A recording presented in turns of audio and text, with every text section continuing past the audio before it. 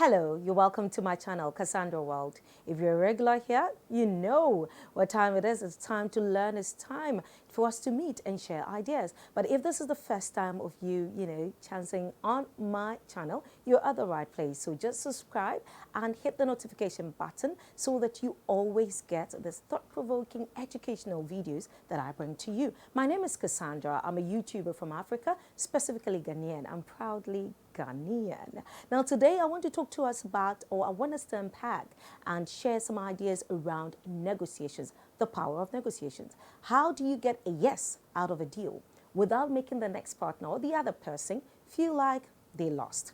That is the power of negotiations. Very, very important as a business person for everything you do. Now, let me tell you why you need to master the art of negotiations. Now, from buying groceries to buying anything on the market, to negotiating for salary raise, to negotiating for, on a board, big deals, to even just convincing your husband or your partner at home. You need to learn how to negotiate. So the next time you sit with someone, remember that you're either being sold, you're either eating or being eaten. Once you understand the power of negotiations, when you sit with someone, already you have that thinking cap on. We'll be right back.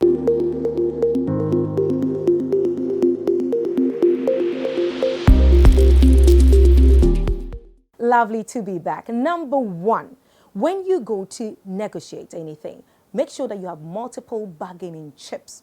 Now, this is what I mean by multiple bargaining chips. For example, if you want to go and negotiate for a salary raise, when you go to your bosses or you sit in front of the board of directors, do not go with the one thing.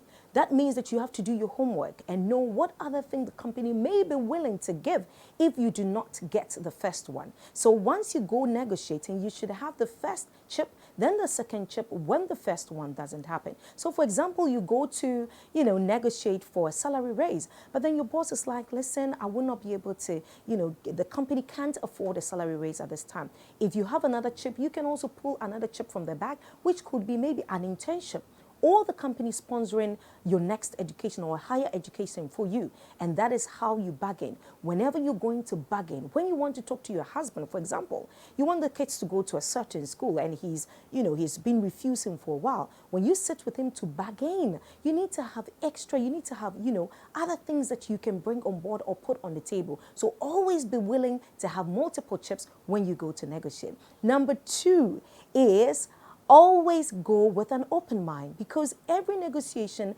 is different.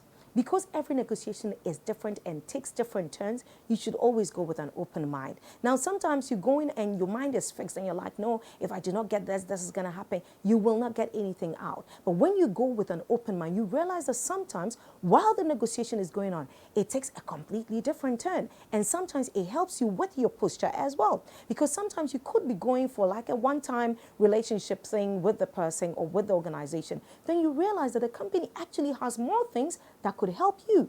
Sometimes the things that they are offering you might even be bigger than what you went to negotiate for.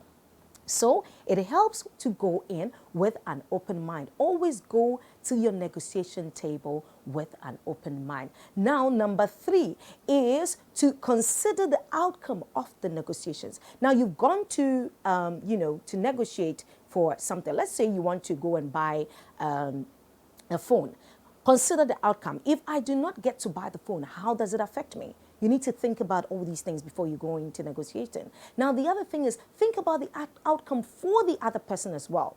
So it's like the consequence of no agreement. And this is what one of my mentors taught me. When you go to negotiate, ask yourself, if I do not come out with a deal, how will I feel? Consider how you feel even before you go in, and consider how the next person will also feel. So for example, someone is selling you a phone and you realize that, no, if you do not buy that phone that day, nothing will happen to you. I mean, life still goes on. But then you realize that for the other person, if they do not sell that phone that day, they might not eat. Now, that also helps you in negotiating and getting a good deal out of it. Sometimes you go to a company and you realize that if they do not hire you there and then, they're doomed.